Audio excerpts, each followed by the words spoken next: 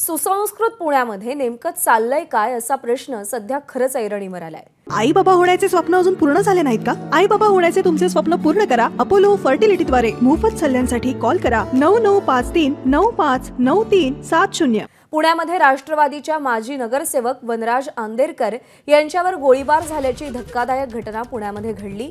एवढंच नाही तर गोळीबारानंतर वनराज आंदेरकरांवर कोयत्यानं सपासप वारही करण्यात आले।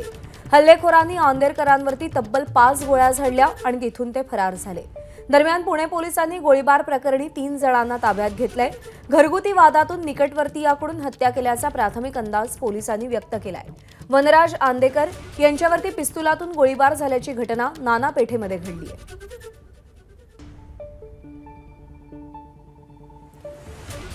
राष्ट्रवादीचे माजी नगरसेवक वनराज आंदेकर यांच्यावरती गोळीबार करण्यात आला। 5 गोळ्या आरोपींनी झाडलेल्या आहेत आणि त्याच्यानंतर त्यांच्यावर कोयत्याने देखील वार करण्यात आलेत।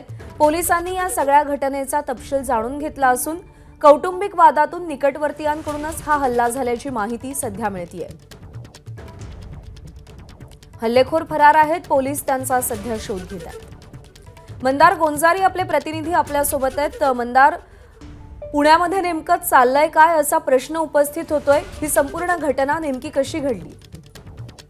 हे जे आंदेकर आहेत 2 वेळा पुणे महापालिकेमध्ये नगरसेवक म्हणून निवडून आलेले आहेत आणि त्यांच्या कुटुंबाचा पुण्यातील मध्यवर्ती भागामध्ये मोठा दबदबा राहिलेला आहे आणि गुन्हेगारी पार्श्वभूमी देखील राहिलेली आहे या कुटुंबाची। आणि काल 8:30च्या सुमारास हे भर चौकामध्ये मुख्य रस्त्यावरती उभे असताना रस्त्यावरच्या लाईट्स घालवण्यात आल्या आणि त्यानंतर त्यांच्यावरती हल्ला करण्यात आला आणि त्यामध्ये त्यांचा मृत्यू झालाय।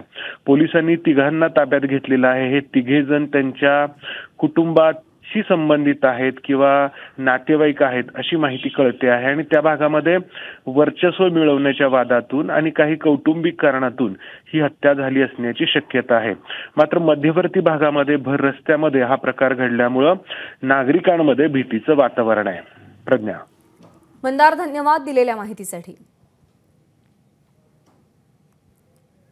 तर या हत्येच्या 2 घटना समोर आलेल्या आहेत। वनराज आंदेरकर यांच्यावर गोळीबार करण्यात आलाय तर हडपसरमध्ये एकाची हत्या झाली आहे। पैशाच्या वादातून हत्या झाल्याची माहिती आहे।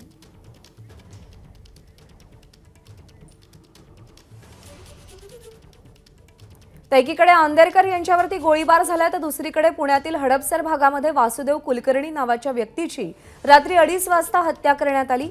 फुरसुंगी सासवड रोड पोलीस ठाण्यापासून 300 मीटर अंतरावर ही घटना घडली आहे। कोयत्यानं वार करून निर्घृण हत्या करण्यात आली आहे। कुलकर्णी हे एक फायनान्स कंपनी चालवत असल्याची प्राथमिक माहिती आहे। एबीपी माझा, उघडा डोळे बघा नीट।